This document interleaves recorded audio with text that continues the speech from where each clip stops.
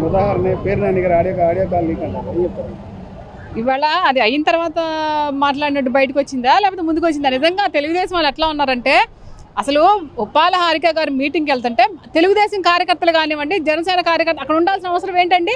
అదొక లాజిక్ అర్థమవుతుంది కదా.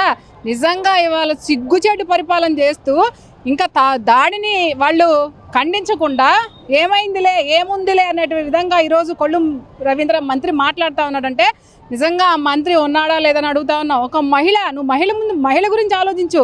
దాడి అనేటువంటిది తర్వాత మాట్లాడదాం. అసలు ఒక మహిళ గురించి నువ్వు అట్లా మాట్లాడావంటే మహానట. నీ ఇంట్లో ఎంతమంది ఉన్నారండి మహానటులు? సిగ్గుపడాలా మీరు?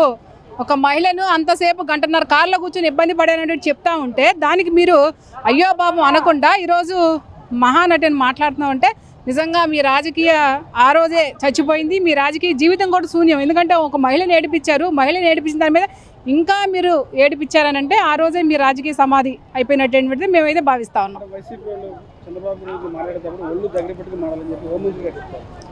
ఎవరు? చంద్రబాబు నాయుడు గారి గురించి మేము మాట్లాడితే ఒళ్ళు దగ్గర పెట్టుకోవాలా? అదే మేము మాట్లాడుతుంటే ఒళ్ళు దగ్గర పెట్టుకోవాలని ఆమె మాట్లాడుతూ ఉంటుందా?